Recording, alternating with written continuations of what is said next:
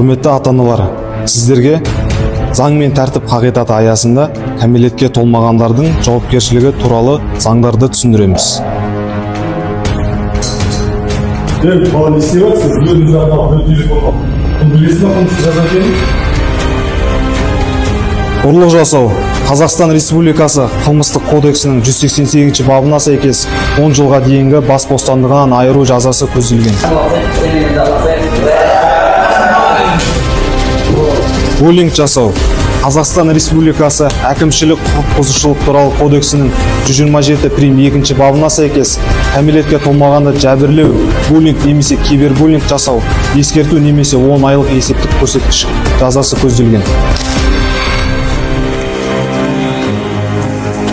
Бұзақылық Қазақстан Республикасы қылмыстық кодексінің 293 бабына сәйкес 7 жылға дейін бас бостандығынан айыру жазасы көзделген.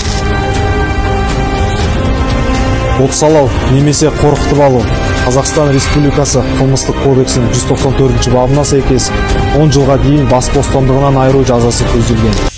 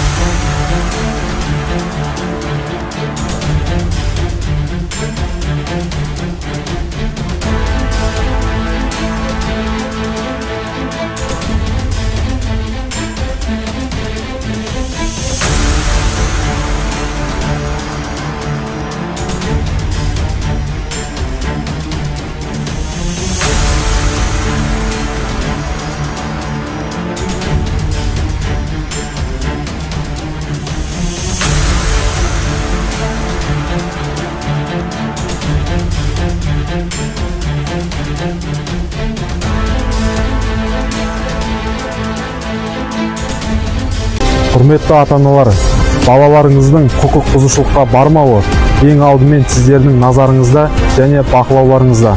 Естеріңізде болсын, балаға дер кезінде көрсетілген қолдау мен бағыт-бағдар оның жарқын болашағының кепілі болып табылады.